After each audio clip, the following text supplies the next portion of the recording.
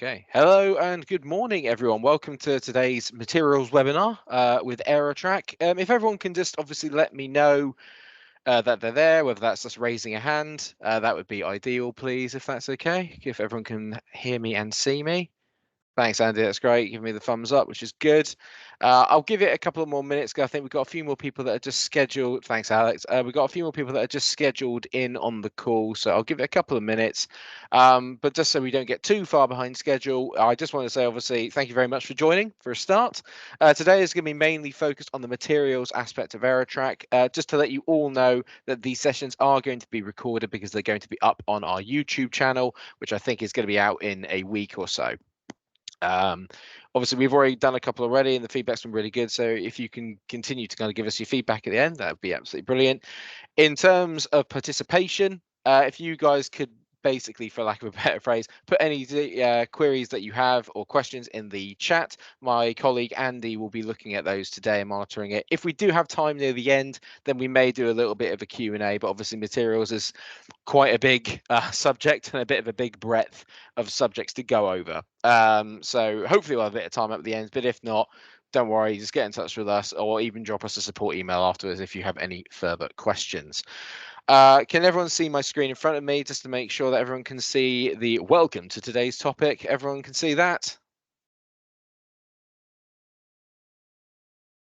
Superb. Okay, I think we've got a fair amount of people in. If anyone else joins in, obviously we'll just let them in as we go, but we've all turned up on time, so I don't want to let you guys be in the loop, be in the lurch for a bit longer. Right. So as I said, today I'm Mike Waker. I am one of the customer account managers here. I actually used to work in the materials department at one of my previous companies, so this is meant to be my area of expertise. So fingers crossed. Today we're going to be covering that, and we're going to be covering a couple of range of topics.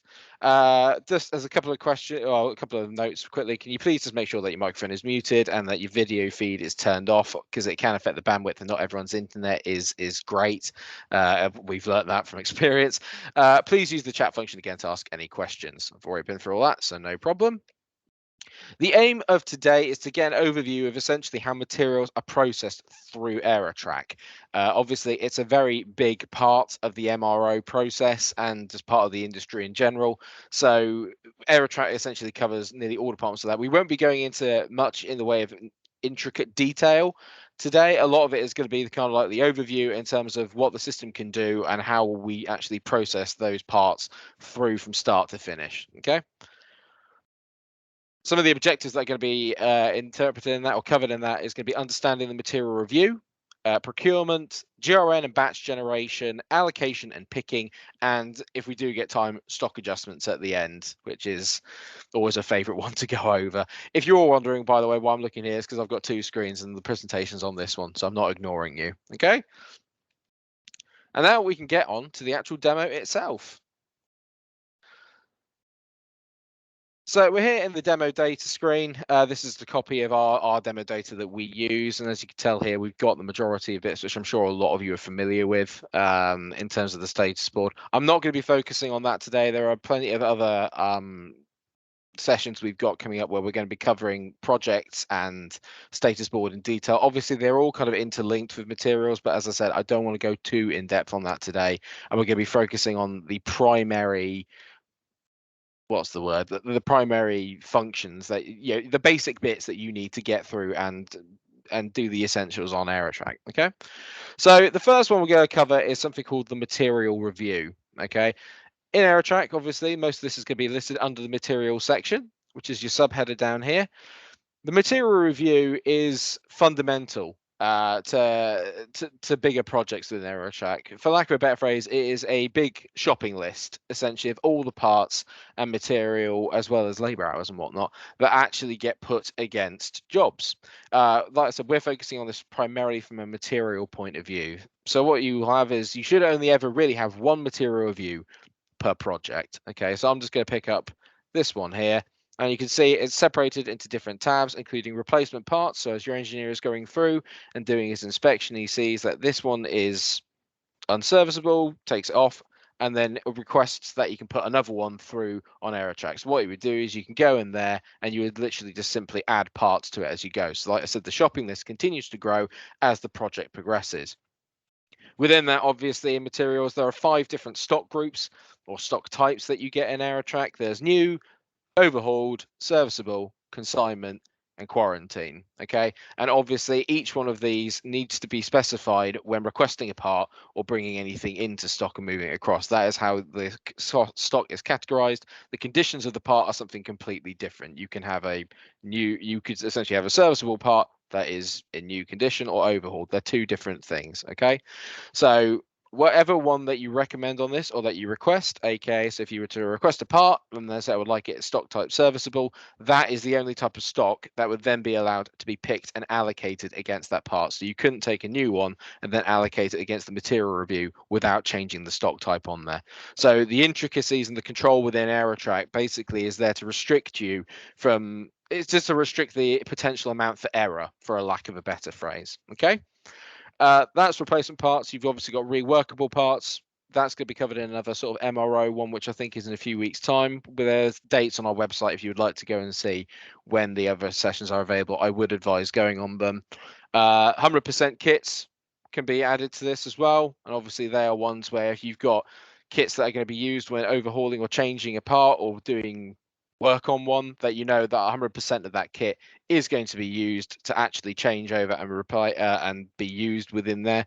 You can just have one of them pre-made within the system, allocate it to that, and what it'll do is it'll take all the sub-assembly parts, so your fasteners, your bolts, this, that, and the other. It'll take them all out of stock, but within that one kit number. Okay.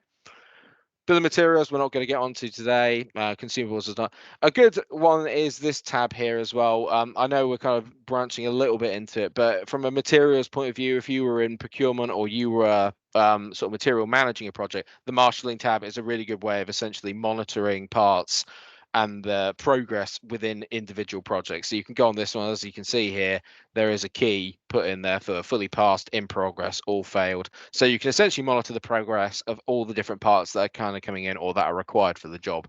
Really, really handy, like I said, if you are either the project manager on it, managing it, or if you're essentially in the storeroom or in procurement and you can keep an update on what's going on. Yeah.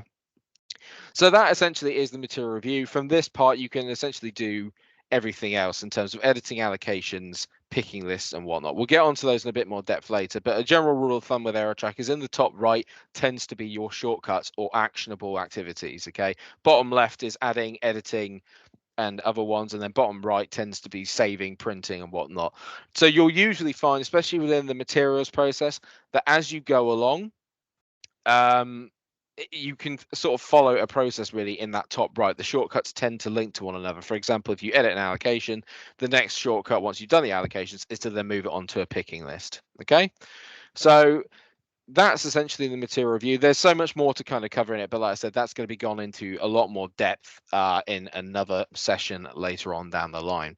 What we're going to do now really is focus on the fundamentals. Okay, so let's just talk about materials from start to finish, aka buying them and bringing them into stock. Okay, those can be determined by a number of things. Obviously, we do have the status board here, which from a materials point of view can be fundamental. When I used to do it, my entire job I could do out of the status board. Okay, where you can have your safety stock and you also got demand and availability from projects. These 2 tabs essentially here are saying to you, this is required for a job and we need to essentially pick it, and you've got stock readily available for it.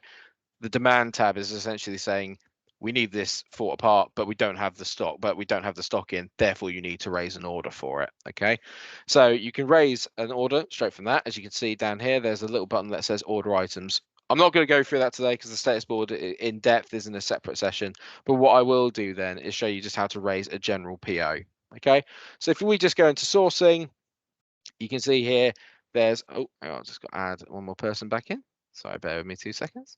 So general rule of thumb with the purchasing side of things is there is RFQs and POs. So RFQ, request for quote, POs are POs. Okay, I'm not going to raise them and show you right now because like I said, it's a bit too intricate. But what I will do is walk you quickly through the basics and the types of POs that we have, because there are POs that are essentially being created for every type of use that you can think of in Aerotrac.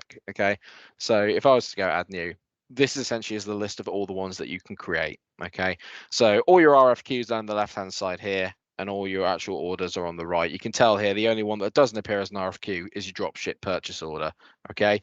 Which obviously is just when you're buying something, but you want it to be shipped to somewhere else and you're just doing a drop shipment for it.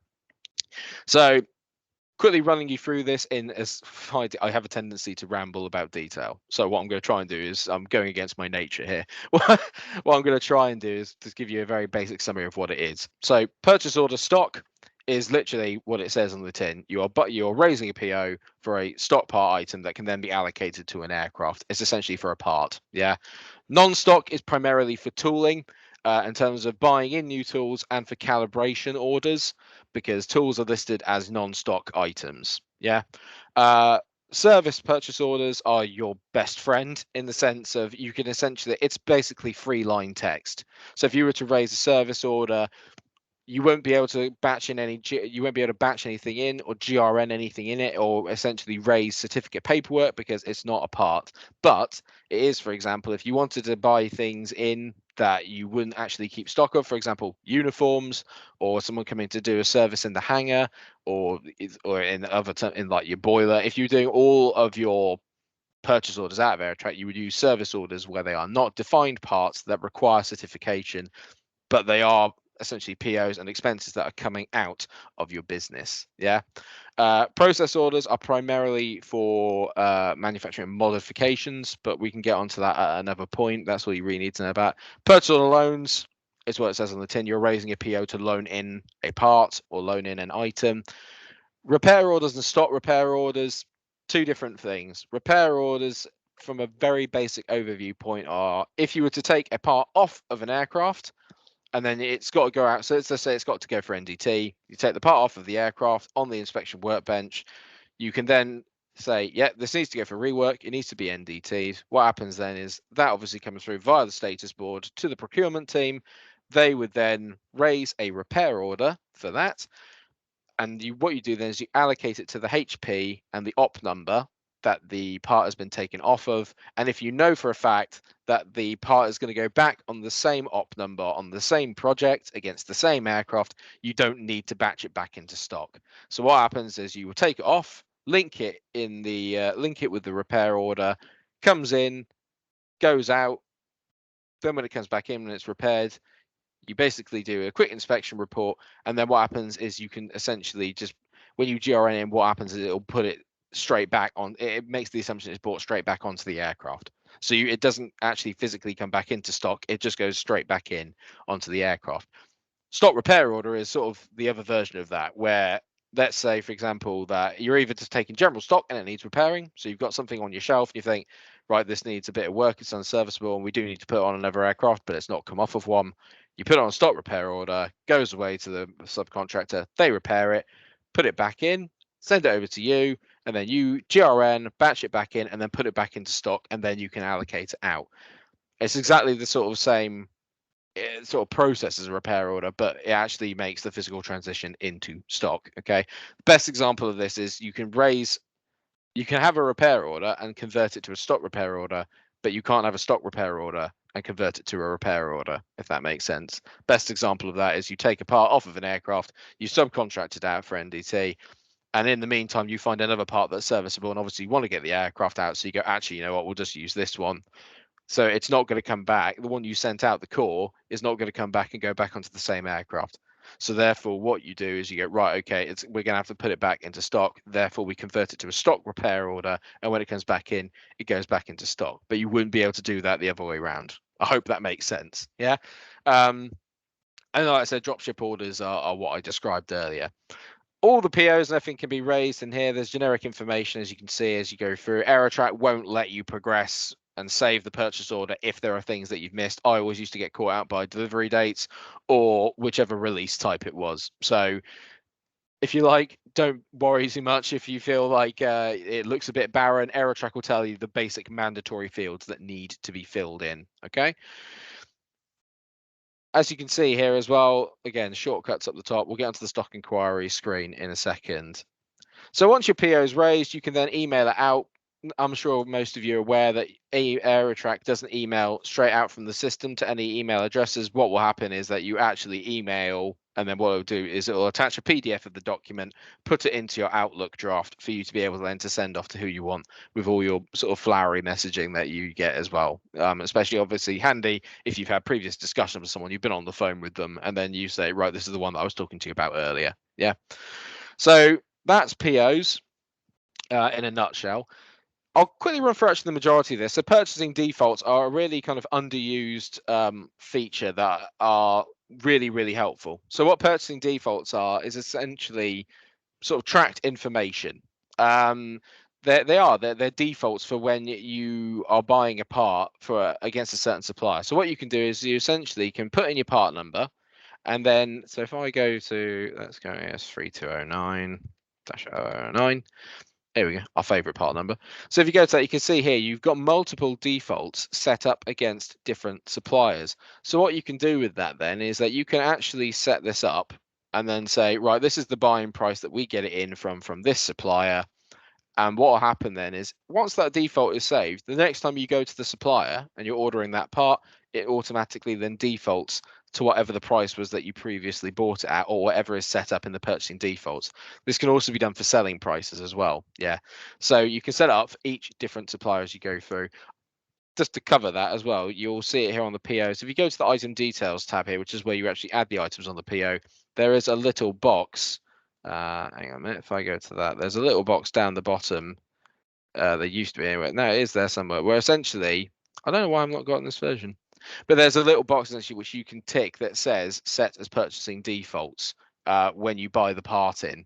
There's things on the help website to find that, but essentially there's a little box that essentially, so when you're writing and you're typing up a PO to a brand new supplier, you can, or it's a brand new price that was previously quoted and it's different from the previous purchasing default, you can tick a little box that will just overwrite the previous data entry that was in there. Okay. And that I said, that's just very handy in general because it just saves you time, for a lack of a better phrase, because from previous experience, didn't go out for quote that often. Most of the time you kind of raise a PO with whatever the previous price was, and then there's changes to it, and then you're constantly having to kind of maneuver it about and change it, which isn't really ideal. What you want to do is you want to be able to have whoever it is just raise a PO, bang, that's the price that it previously was. This can also be set up with a buying price import. So if you get price lists off of people for what it costs you, you can also import those. Okay, but a handy tool to use and probably a bit underused, really. The reorder report is something that's kind of a little bit more linked over to the status board. It is based off of averages on your usage over time. So from the time that your data started all the way to the end, it will calculate, this is how many parts you've used. These are all over the amount of years. It calculates an average or trends and uses an algorithm to essentially calculate, this is how many you need to have in stock to satisfy your normal demand that you get over the space of a period of time. Okay. So what we'll do then is going from the PO, what I think would be handy then is if I can show you the GRN function, which obviously is very important. It's been received, that's fine. I was hoping to be able to do it there. But what we'll do then is if we go to stop movements down here, you can raise a GN straight away from your PO, but some people also do it like this. So the stop movements is a massive section, as you can see. So let's just say you've raised your PO, you send it over. Obviously your supplier says, yeah, that's no problem. He sends it back to you with an acknowledgement. What you then do is you can raise a GRN. So you would go in here, you can add your GRN. And what this is a good receive note. It's not bringing the parts into stock. It's simply a way of saying, right, here's the delivery note. Is everything that's on the delivery note here physically with me? So there's no inspection done. It's just an eye view of going, yeah, that's all here. And what happens then is you bring them in and it's as simple as going add to new GRN. Purchase orders. It's got a list of outstanding ones here, so I can do one. You can literally go add item. There it is, and then you can bring it in. Okay, and once you've saved that, there you go. It's good again because that's an example of how it makes you book in a serial number. So if I went to serial number 12345, bring that in, and then it takes you straight onto the batch generation. And the batch generation is obviously actually bringing the part into stock along with the cost that has come from your PO. Okay, so you can bring it in and you'll see here, it makes you bring in a relocation and a release type.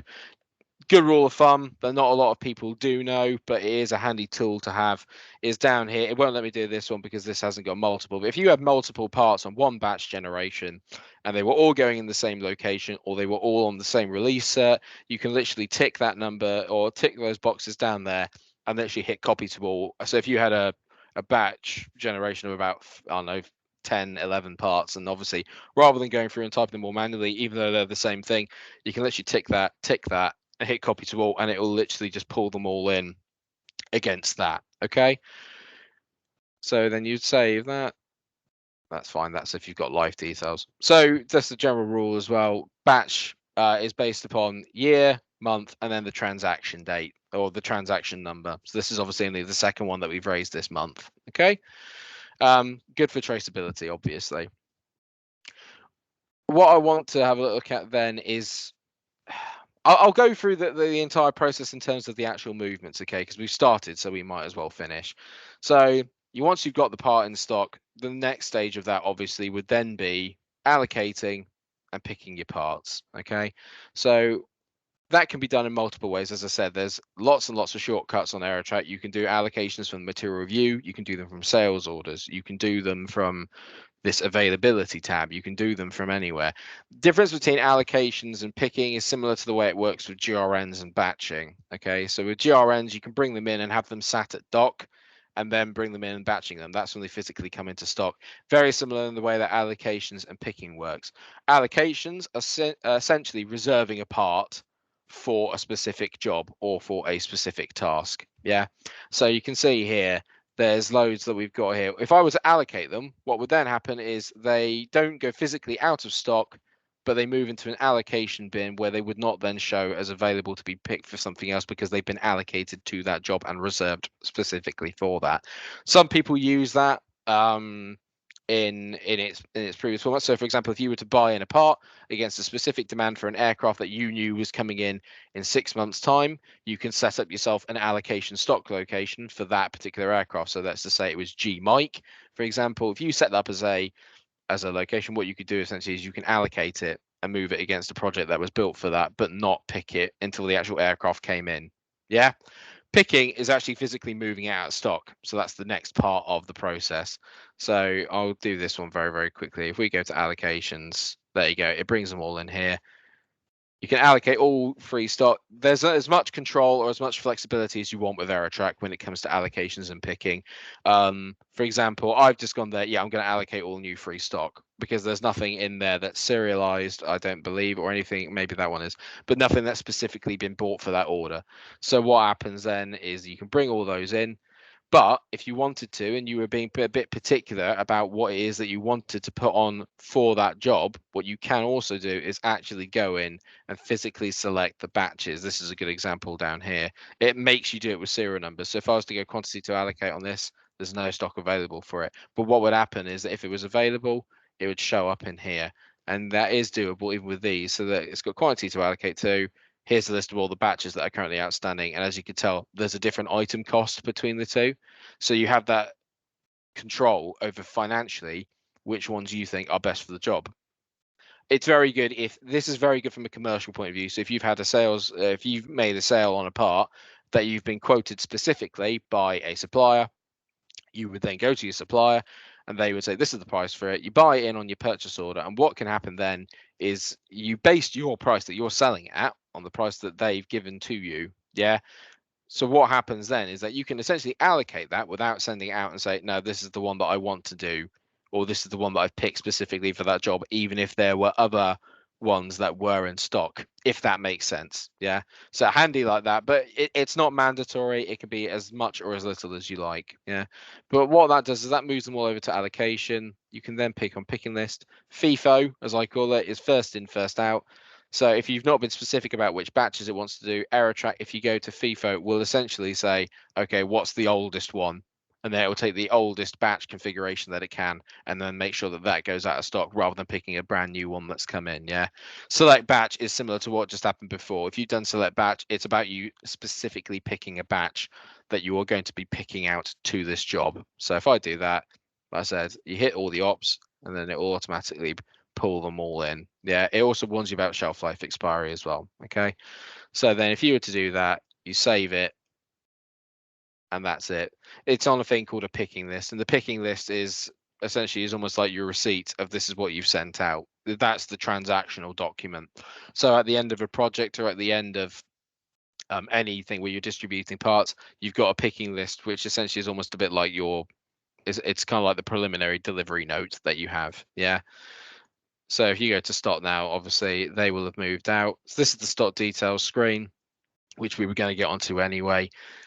We've got this one here. Some of you may not have this because this is part of a different module, but all of you should have this as a standard, okay, in terms of the detail. So I'll quickly run you through it. Obviously, you've got your general descriptions and whatnot here, including stock groups and product groups, both very, very important.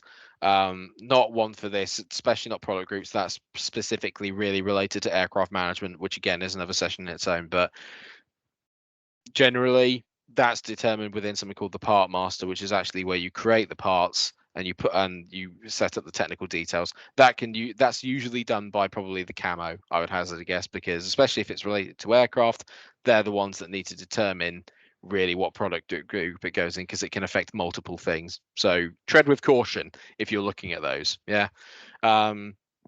And then what you've got is your stocking units and buying units. You can set up unit conversions and whatnot in Aerotrac as well. I'm sure that was probably covered in the material setup that Warwick did in the previous week with the company setup.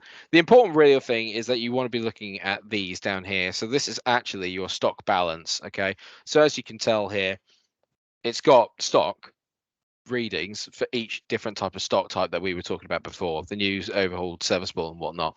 So you can see here we've got 160 new. The demand is what I was talking about earlier, so that essentially means, well, we need 69 of these to satisfy the fulfillment of what we've currently got going on at the moment. Allocated, again, shows in there, that is part, I believe, of the quantity bit here. Yeah, as you can see, yeah, because it's got 3. So it's paying 116, take 15 equals 101. So when you're looking at your reports in terms of what you can pull in, it'll actually say, no, you've only got 101 free stock, because that's why it's taken off the allocations. That's why allocations can be really handy. If done properly, it's brilliant, because it does stop essentially things that were reserved for something else from being taken under the nose of people and then given to another project. Yeah. There's also one here you can see where it says purchase order 24. That means you've got 24 of these on PO at the moment. And then you've got general, like I said, reorder details. This is where the reorder report comes in, where it's looking at what your general lead time is, minimum order quantity, etc., etc. Another interesting one you want to put here is doc, right? That basically means it's something that's been GR-end. So the goods have been received, but it hasn't actually been physically brought into stock. That could be multiple reasons. It could literally be because someone got interrupted while they were bringing the GRN and they just have to go back to their desk and then go and actually batch it in. Or it could be because it's come in, but the paperwork isn't correct, or because it's got, whoever's doing the inspection, it has got queries as to the paperwork or the actual condition of the part. So it might say it's serviceable, but is it? Do you know what I mean? There could be something in the inspection that isn't quite right. So before it gets rejected, it can actually sit in the dock bit. Yeah, so you can't touch it, but it's there. You know it's arrived. Moving along that, then orders and quotes, really handy as well from a kind of commercial point of view. These are all the POs that you've got outstanding for it. It's also got your quotes there. You can filter that down, so you can have purchase orders, repair orders, sales orders, stock projects, and work orders. Same with quotes as well. And you can have it from outstanding. You can filter all that to open, closed, all. So you can have an entire history of everything that's ever that you've ever had related to that part in Aerotrac, which is, it could be quite sizable. So again, tread with caution. Allocations and demands is what it says on the tin. These are, so for example, if you're an engineer and you're looking at this and going, right, well, I need to check the free stock and whatnot. There's not enough free stock, but there's some allocated ones. What are they allocated for? Are they allocated for my job, or are they allocated for something else? In which case, can I go and ask, can I use these? So you could check that, and that's the project that it's allocated against. Yeah. And there's the demands as well. So this is the stuff that's actually outstanding for it. So you can see here the demands, because we've got allocated 15, the demand's actually only 65. Yeah. Stock movements is a really handy screen. This is, for a lack of a better phrase, a transactional history in a summary format of that particular part. So good if you're doing digging. especially when it comes to serialized parts. There's an even more in-depth one up here called the material trace. So if you were looking for the history of a serialized part, what you want to be doing is essentially going into that and then trying to find out where's it gone. So this can happen if there's been somehow a bit of a, I don't want to say a mix up when it comes to parts and the configuration of an aircraft. You're going, hang on, how has that been robbed from that one and then moved over to this one? If you went onto the material trace, provided it had been done properly through Aerotrac, you would be able to follow it step by step in terms of this is how we got to where we are, or if there was a step missing, you could establish, okay, well, that's where the process fell down. So the material trace is really good for that. The stock movements themselves are literally just a transactional history. As you can tell, there's picking this going out, there's a GRN coming in, and there's a stock adjustment in terms of an SA. So it's a good way of having a look at it and basically getting an overview of where we are with the part in terms of its history. Batch details is handy as well. So this is just a breakdown of all the existing batches of that part that you currently have in stock. Yeah. For a store's point of view, you can also print a batch label straight away from this part. So, for example, if you had done it where you distributed 20 of them out from a pack of 30, you could then print a batch label that would say, yeah, well, now it's only got 10 on it. And you could reprint that out and then stick it back onto your parts. Yeah. Consignments are just for consignment stock.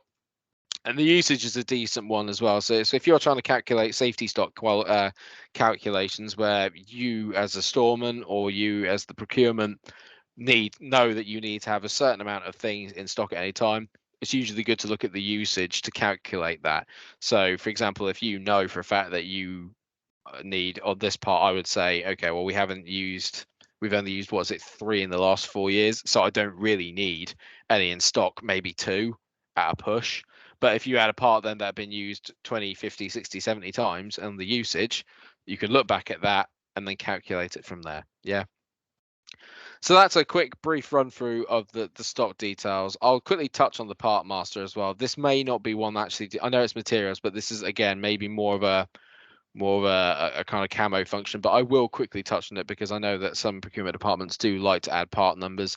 This is where the screen that you would use if you did need to essentially create a part to buy in. So if you were getting a part that you'd never had before, this is where you would go in and add it. Okay.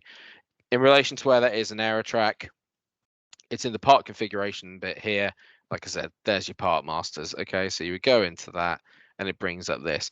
This is automatically brought up the part master because I shortcutted it from the stock details. So what you've got here is this is the part number, this is the stock group. That is primarily more of a reporting function. A lot of it can be used financially. So stock groups, you can kind of set them to whatever you want. If you wanted to have an avionics stock group or just a consumable stock group or engine parts, what you can essentially do is put them into there. So if you are running a report financially and going, okay, what's the value of the amount of hoses that we've got in at the moment, you would have them in that stock group, filter the report down on Aerotrac, boom, there you go. The important parts are down here as well. So you can see down here, there's standard parts, non-stock, pre-selected kit, mods, and tooling. Tooling is a good one. If you create one on here, it automatically sets tooling up as a non-stock part, which is something we touched on earlier.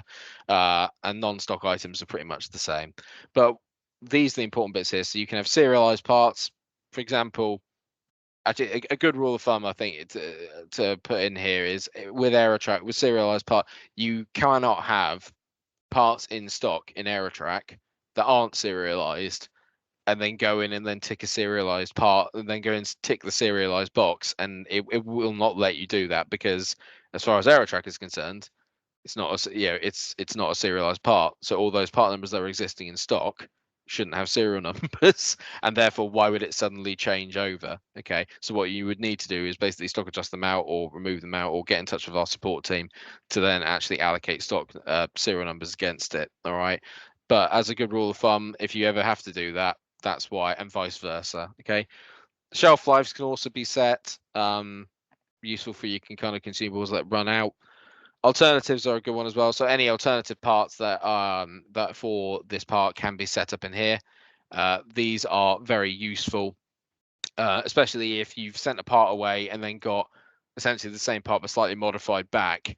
If it's a registered alternative, even if that's not the part on the PO, if it's listed as an alternative, you are then able to GRN and batch it back into stock under that new part number, provided it is ticked as an alternative. This also helps when looking at the stock inquiry and whatnot, because if you're looking for a part, let's just say it's an AS bit, and then what you've got is you've actually got the MS version. What we'll do, Aerotrac will say is you don't have any of these in stock, but you do have these, and these are listed as an alternative. Will these suit the engineer? Which is really handy, because then you're not basically replenishing stock when actually you've got a completely suitable alternative right there. Yeah. Supplying issues, useful to have. So this is where you can set up manufacturers, who your preferred supplier is, links back to the purchasing defaults. Again, touching on what probably Warwick looked at last week with the material setup, there's stocking units and buying units. So you can buy a part in let's just say oil is a good example. You could buy them in one barrel, and then what you could say is you're buying them in a barrel, but what you're actually stocking it as? Are you stocking it as liters, milliliters? Don't do that, but gallons, etc. Something that whatever the unit of measurement is that you guys use to then actually allocate it to the to allocate it to your projects and whatnot. That's a really handy tool to have. Yeah, so worth doing.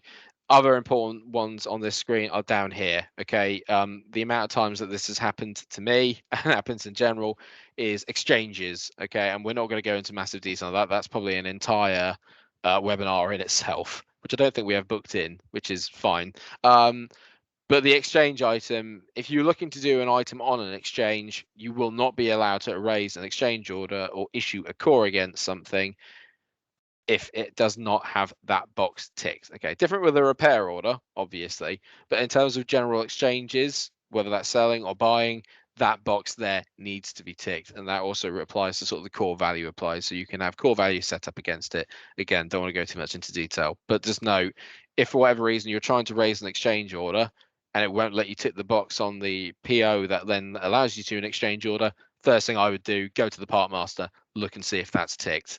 It nearly always catches me out every time. The reorder and allocations, again, this is sort of what I was touching on earlier. Reorder points are based upon that reorder thing. You can essentially turn them on using the reorder system, or you can use the safety stock quantity, which is what I was talking about earlier when you're calculating usage. That then backfills to this tab here on the stock. So what will happen is if you set up a safety stock, it looks at it here and goes, well, you haven't got that amount in stock and you need to order X amount to get you back up to what your safety stock level was. Yeah. I'm sorry if I'm whizzing through this very quickly. It's just, like I said, it's a lot of topic and we've got a lot to cover. From a technical point of view, again, this is why the camo will go and fill this minute, because this is arguably the most important part of the entire part master, which is ATA chapters all in here, but the product group. And again, we're not going to go into that on detail today, but this is essentially something that you would want your camo department or whoever it is in charge of actually what's going to go on the aircraft or on the aircraft configs. They're the people really that should be handling this. Obviously, it's completely up to company policy, but as a general rule of thumb, that's what we tend to find. Yeah. This is also a useful box here. It says rework status. If you want to raise projects in terms of overhauling, etc., that allow in-house rework box needs to be ticked, okay? Because that then opens it up to going, right, it's a part that can be reworked, and therefore you can raise a project against it to then be able to do the work on it. If you don't have that ticked, you can't raise any reworkable projects against it, okay? Also, if you guys will probably never do, well, I don't know, you might do, but if you were to create an aircraft part number, which is something that you do have to do on Aerotrac, that is the box that you would tick to be able to do it. Okay, that's part masters in a very, very brief nutshell. I'm trying to get through it as quickly as I can for you guys, but trying to make it concise. So as I said, if you do have any questions, please do put them in the chat for my colleague Andy, or obviously do get in touch with us afterwards. And we will obviously endeavour to do our best to answer all your questions. Right, in terms of going forward, I've done that. Picking list returns are essentially returning stuff that has been picked back into stock. Good if there's been a little error made, or sometimes if you've sent out a kit that's not 100% kit, so not every part is going to be used, but you can have a pre-selected kit which you can build. Then what happens is sometimes obviously you might give the person 10 nuts and bolts and they use 8 of them, so 2 of them need to come back into stock. You wouldn't return the kit back to stock because then that would pull everything back in. But what you would be able to do is create a new picking list return, pick return, and then literally you can obviously just pick the picking list that they originally picked from and then pick the quantities that you did to bring it back in. It's the same for rejection. So if you gave a part to an engineer that you booked and then they went, actually, you know what, in second thoughts, this won't work, when you do the picking list return, you would raise it as a rejection and it will still bring it back into stock, but it will probably look at moving it into quarantine because obviously the only real reason is that it might be unserviceable. Yeah.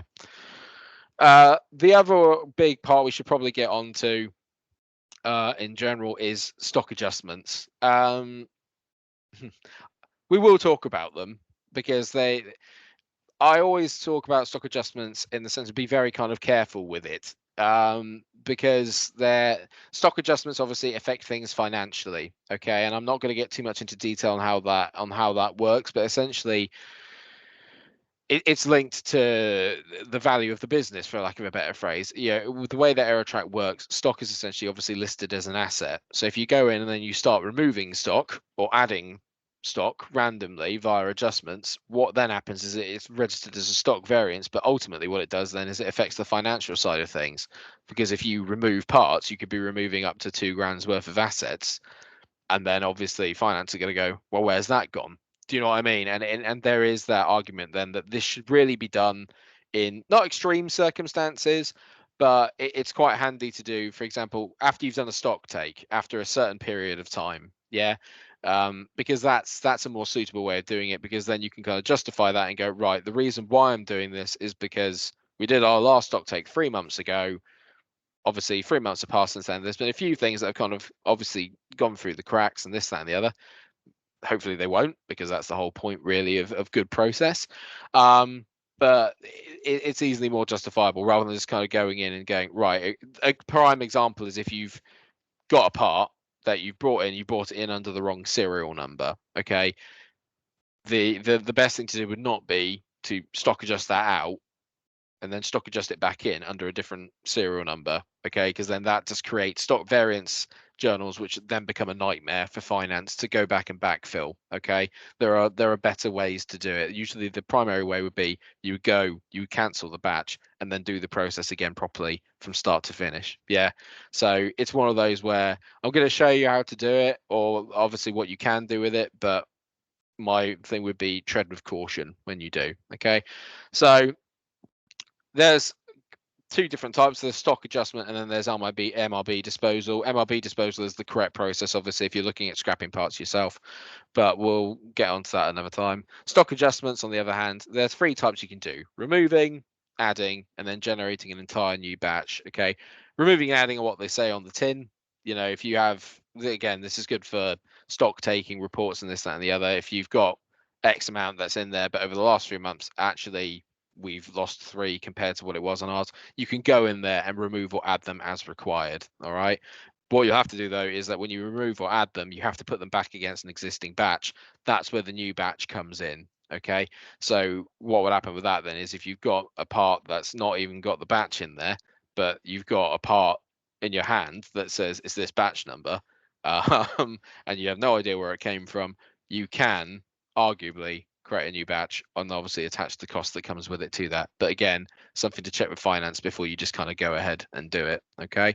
That's the general rule of thumb on there. And what I would say as a good general rule is when you're doing the stock adjustments, leave a good reference in here as to why you've been doing that.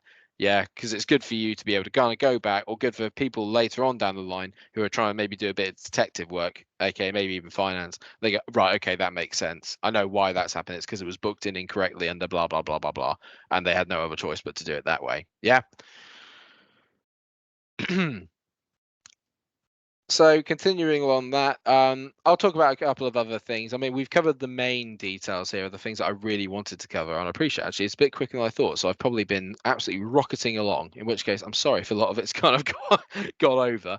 I'll go back to the part configuration as well, just as a bit of a set aside. I'll put this here because I've done bombs, but what you'll see is it actually comes up as a separate screen. So this is actually creating a bill of materials for a part.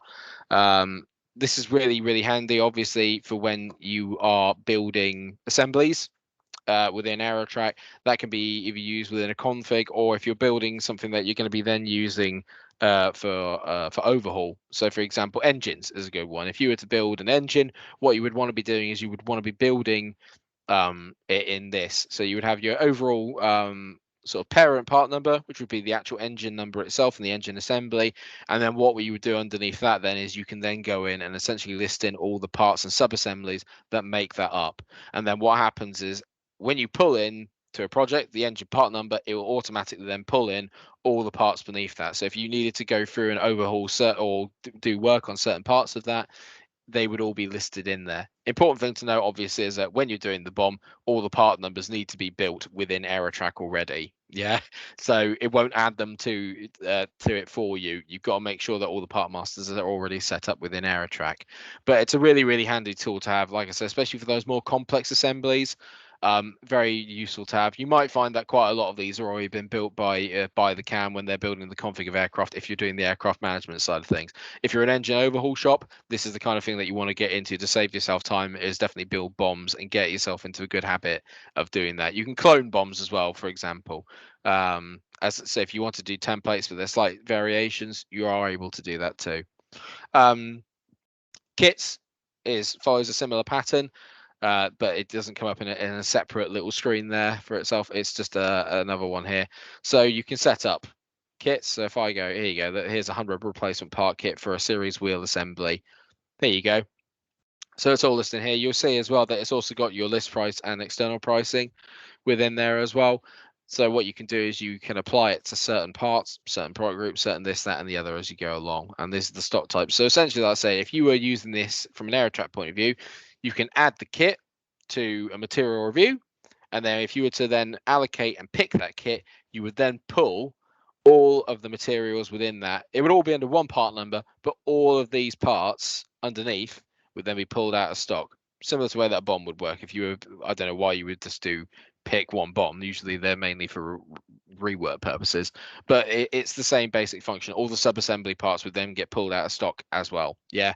So, and when we were doing the picking list return, this is what I was talking about earlier. Let's just say we got those 16 bolts. If you were to do a return, let's just say they use 12 of them, you could then go to the picking list that you had under, do a picking list return, go, well, 4 of them would come back, and it would only return those 4 washers, not the entire thing. Okay, otherwise it'll pull everything back into stock. Yeah.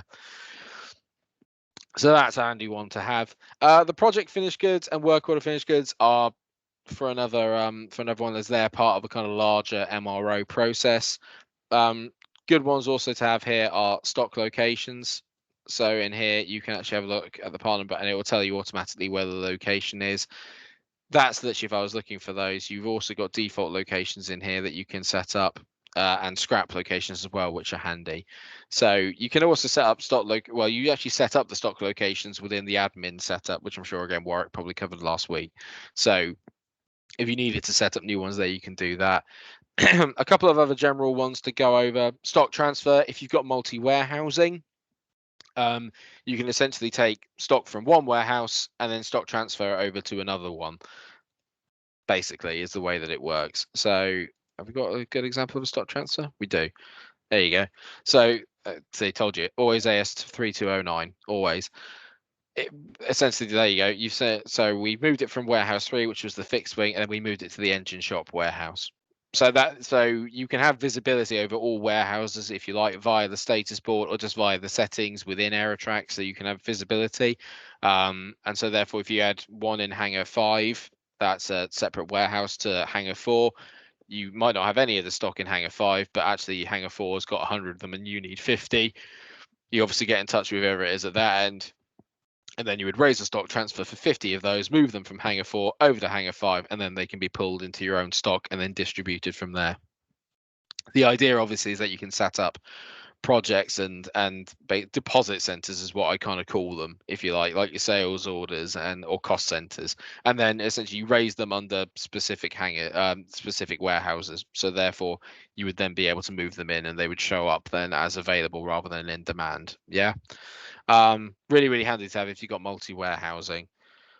Bomb and kit analysis is probably not worth us going into now. The component log, again, maybe more of a kind of CAM function, but the component log is maybe a bit more technical, but the component log is handy as it is a logged history of per component, essentially. So if you're removing it from an aircraft and putting it back onto one. It's also good for life items and whatnot because it monitors essentially the transactional history through Aerotrac again, but by component.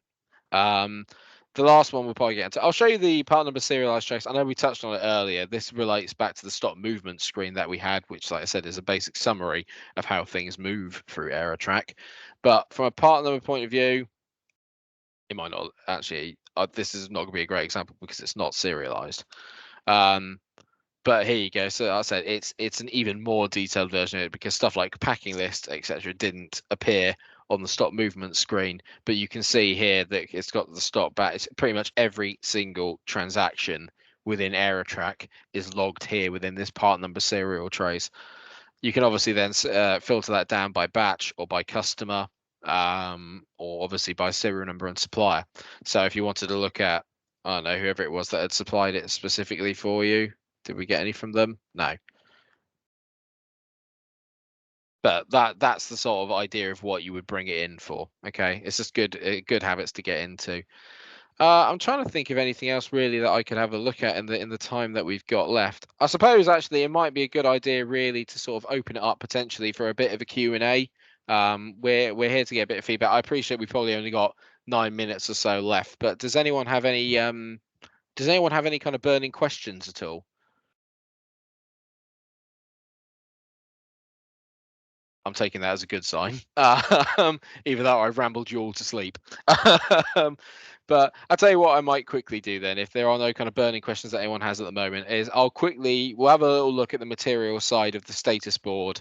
Like I said, I won't go into detail on it, but what we can do is have a little look at it from our point of view in terms of on a day-to-day basis, what you guys would be using it for. Okay.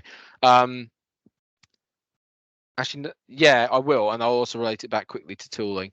So, from a materials point of view, you would actually use quite a lot of these tabs here. On the status board, obviously, you can set up with these options as to which ones you can see. The main ones that are good are, from a procurement point of view, deliveries. Good, because what you've got is orders complete that haven't been packed, packing list that are pending shipments. This is basically ones where we probably raised the picking list but haven't actually confirmed that the parts have been shipped out, with a waybill number, etc. And the orders complete that are not packed are orders that we've done but we haven't actually raised a packing list for. Yeah. Deliveries are a really good one from a procurement point of view because it says here, especially if you're quite regimented. Obviously, we're not because there's ones that are back from January or back in 2020 and 2021. But what will happen here is that you can actually set the due date for your deliveries. I want to see what's been due in the next day. So let's just say the last thing before the night, you want to have a look at, okay, well, this is what's coming in tomorrow/today. Here you go. You set it to one day. These are all the things that are either outstanding or are due in within a day of the date that you're looking at it. Yeah. And so obviously that allows you to then go chase up suppliers and whatnot and go, where are my parts? Parts at dock is, like I said, parts that have been GRN'd in but haven't actually been batched in. And those can actually be done from here as well. So if you did have these parts and you can do a GRN from here, there's multiple ways of being able to access these functions. You got to find whatever works for you. The availability tab is really, really useful from a materials point of view because this is essentially the things that you should be looking at pretty much every minute of every day, really, if things are ticking along. You've got parts available that aren't allocated. So these are parts where there's obviously a demand for it in the system. They are required for a job and they are available in free stock, but they just haven't been allocated or picked yet. So again, you can do allocations from there, and you can also have part allocations or parts allocated but not picked. And down here, you can see it changes from allocations to picking list. So these are the parts that have been allocated, but they haven't been picked yet. So if you've got them all sat on the allocation bin, and now you know that actually the engineer needs to go and take them, you can literally come to here and pick them out from there. Okay. The demand tab is the sort of polar opposite to that, really. What this says here is these are all the parts that are required for a job, but you don't have enough free stock at the moment to satisfy these, so you need to go and source them. 9 times out of 10, obviously, that is doing them via an order. So what you can do is you can literally just go in, tick the boxes and what you want to be able to do, and then you would literally hit order items, and it will generate a PO straight away for you. Okay, against your supplier. See, we've not updated the audit, which is another function for later on. But that's the basic premise of it. And then once it's moved out of the demand, the demand is sort of like removed because it's seeing the fact that you've got them ordered against it, and it goes, right, okay, we can wait until that comes in. You can actually log on POs against specific demand, but only if that PO, the entirety of the PO, is against that actual demand, if you follow me. Yeah. Next two tabs are the other ones that you'll be using. Shelf life is pretty self-explanatory. There's shelf life with parts expiring. So this is all based on the date that was given when they were actually batched into stock. So again, via the options, you can set them up for, we've got it set for 30 days on both of these.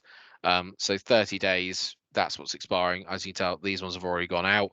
And tools is a really handy one. So if you're doing for tool calibration, when you set up your maintenance plan and whatnot for your tooling, it then essentially gives you a list here of all the parts that are due for maintenance within the next 30 days or however long you wanted it to be. So if you're doing a weekly one, it's good to set this down to 7 week, not 7 weeks, to 7 days, and then you can generate an order straight away from there. This one would be once you get a shelf life expiring, you need to make a decision on whether you can extend the shelf life or scrap it. Yeah. And the last one is sort of one we did touch on a bit earlier. Safety stock shortage. So that's if you can manually set up your own safety stock value, as in you're going, right, okay, well, or safety stocks quantity rather, and going, right, this is how many of this I need to have in, to sort of satisfy what I think demands will be going forward. So it's always the seat of your pants stuff that you can't do without. Yeah. Useful to have. And then underneath, there is none on here because we haven't got the reorder turned on, but on some of them you can actually, if you were using the reorder system, there's actually a reorder entry box down the bottom there as well, which is just saying your reorder level is saying that you need to order this amount in. So instead of it basing it upon safety stock, it bases it upon the reorder report that we touched on earlier. Yeah. I think that'll probably cover it for today. Obviously, this is going to be recorded, so if there is anything that you want to go back over, I appreciate I've whizzed through this because there's so much to get through, and I've sort of been tasked with trying to get through it in as sort of short a time span as possible. I could go on for this for hours, but I don't want to bore you all, and we've all got jobs to do. So what I would say is that it's going to be back up on our YouTube channel. So if you do obviously want to go back and revisit it, please do feel free. And then, like I said, any questions, just please get in touch with us. But what I will say is thank you very much for joining us today. Thank you obviously for your participation. Thanks, Andy, obviously for kind of moderating it, mate, and being on the and monitoring the chat for me. It's been a pleasure. I'm a bit nervous, as you can tell, but I do talk this up much normally as well. But yeah, please obviously have a look at our website for more of the webinars that are coming up. If you found this sort of one useful, there's plenty more on the way. Like I said, we've got loads where we're going to be covering aircraft management, MRO, finance, commercial, plenty to get yourself stuck into. I believe next week's is commercial. So if you've got anyone in your organization that you think would probably benefit from it, then please do send them over for that and get them to log in and sign up for it, because these have been the feedback we've had is that these have been really beneficial. So obviously any feedback that you guys can give me on this one as well would be really appreciated. And yeah, thank you for your time. I'll leave it. We've got 2 minutes to go, so got through it in record time. I hope that this has been useful. And until I see you all again, take care of yourselves, everyone, and enjoy the rest of your day. Thank you.